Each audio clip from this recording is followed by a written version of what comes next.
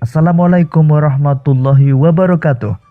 Pada kesempatan kali ini, kita akan belajar pada tema 6, panas dan perpindahannya, subtema 1, suhu dan kalor, dan kita sampai pada pembelajaran ketiga. Sebelum kita mulai pembelajaran kita, jangan lupa untuk berdoa terlebih dahulu.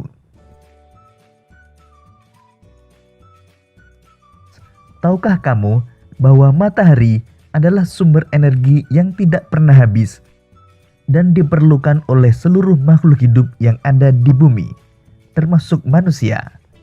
Manusia dan lingkungan sekitar memerlukan sumber energi panas untuk kelangsungan hidupnya.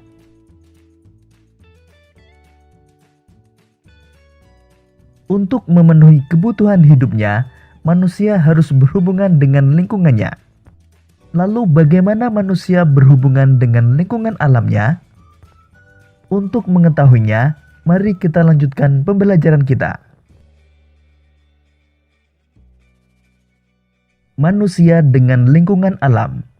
Semua makhluk hidup yang ada di bumi melakukan hubungan dengan sesama makhluk hidup maupun dengan lingkungannya. Lingkungan alam terdiri atas benda mati dan makhluk hidup. Lingkungan alam merupakan sumber penghidupan bagi makhluk hidup, karena alam menyediakan semua kebutuhan makhluk hidup. Benda mati dan makhluk hidup saling memengaruhi antara satu dengan yang lainnya, bahkan antara keduanya saling berkaitan. Salah satu bentuk hubungan antara benda mati dan makhluk hidup adalah jenis tanah, suhu, dan curah hujan di suatu tempat dapat memengaruhi jenis tanaman yang tumbuh dan hewan yang berkembang di daerah tersebut. Makhluk hidup juga dapat memengaruhi benda mati. Contohnya, daerah yang banyak tumbuhannya akan menyebabkan daerah tersebut menjadi lebih sejuk. Daerah yang masih banyak tumbuhannya cenderung memiliki air tanah yang baik dan berlimpah. Hal ini terjadi karena tanaman membantu tanah untuk menahan air dan menyimpannya di dalam tanah dengan baik. Lalu bagaimana hubungan antara manusia dengan lingkungannya?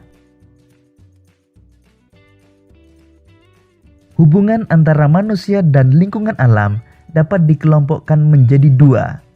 Pertama, hubungan yang membuat manusia harus dapat menyesuaikan diri dengan alam. Kedua, adalah hubungan yang membuat manusia dapat memanfaatkan alam sekitarnya.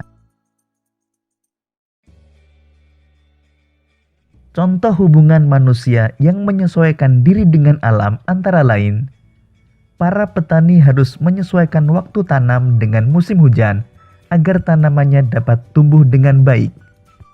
Kemudian para nelayan memilih waktu untuk berlayar menyesuaikan dengan keadaan cuaca agar terhindar dari bencana dan memperoleh tangkapan ikan yang banyak. Sedangkan contoh hubungan manusia yang memanfaatkan alam dengan menggunakan ilmu pengetahuan dan teknologi antara lain, manusia mencoba membuat hujan buatan untuk menanggulangi akibat kemarau panjang yang menyebabkan menurunnya hasil pertanian.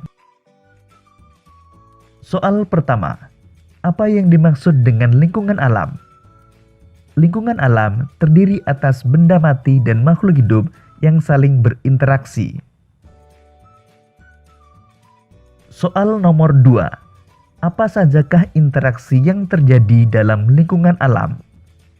Interaksi antara benda mati dengan makhluk hidup, interaksi antara makhluk hidup dengan makhluk hidup lainnya. Soal nomor 3, jelaskanlah salah satu contoh bentuk interaksi dalam lingkungan yang terdiri atas makhluk hidup dan benda mati. Daerah yang banyak tumbuhannya akan membuat suhu udara menjadi lebih sejuk. Soal nomor 4, jelaskanlah interaksi yang terjadi antara manusia dengan lingkungan alamnya. Interaksi antara manusia dan lingkungan alam dapat dikelompokkan menjadi dua, yaitu interaksi yang menyesuaikan diri dengan alam dan interaksi yang memanfaatkan alam. Soal nomor 5. Berikanlah contoh bentuk interaksi antara manusia dengan lingkungan alam yang kamu ketahui. Para petani harus menyesuaikan waktu tanam dengan musim penghujan, dan para nelayan memilih waktu untuk berlayar menyesuaikan dengan keadaan cuaca. Tahukah kamu bahwa setiap manusia yang hidup di dalam masyarakat mempunyai hak yang dilindungi oleh undang-undang? Sebagai seorang siswa pun, kamu mempunyai hak-hak yang harus kamu ketahui. Apa saja hak tersebut?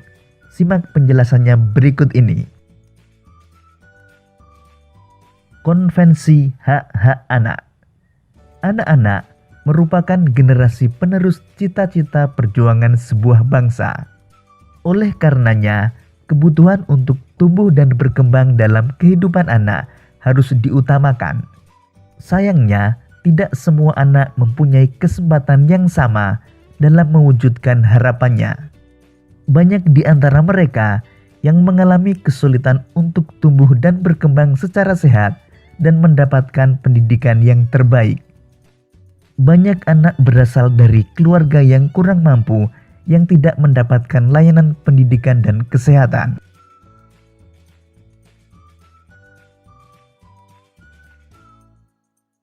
Tak hanya itu, akibat perang dan pertikaian yang terjadi di beberapa negara menyebabkan banyak anak yang menjadi korban. Hak-hak mereka terabaikan sehingga menjadi korban kekerasan. Oleh karenanya, Perserikatan Bangsa-Bangsa atau PBB mensahkan Konvensi Hak-Hak Anak pada tanggal 20 November tahun 1989. Konvensi ini bertujuan untuk memberikan perlindungan terhadap anak dan menegakkan hak-hak anak di seluruh dunia.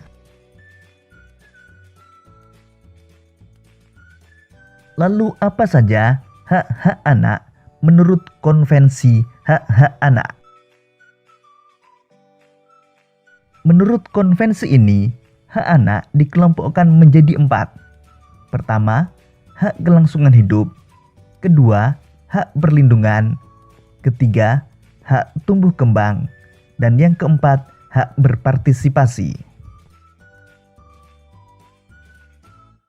Pertama, hak kelangsungan hidup, yaitu hak untuk melestarikan dan mempertahankan hidup, dan hak memperoleh standar kesehatan tertinggi dan perawatan yang sebaik-baiknya. Kedua, hak perlindungan, yaitu perlindungan dari diskriminasi, eksploitasi, kekerasan, dan keterlantaran.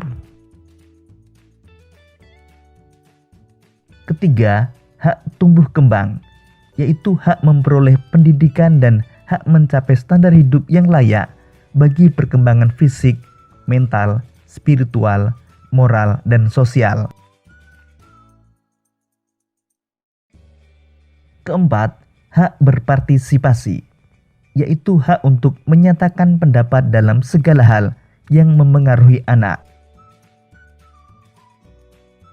Tahukah kalian hakmu sebagai seorang siswa?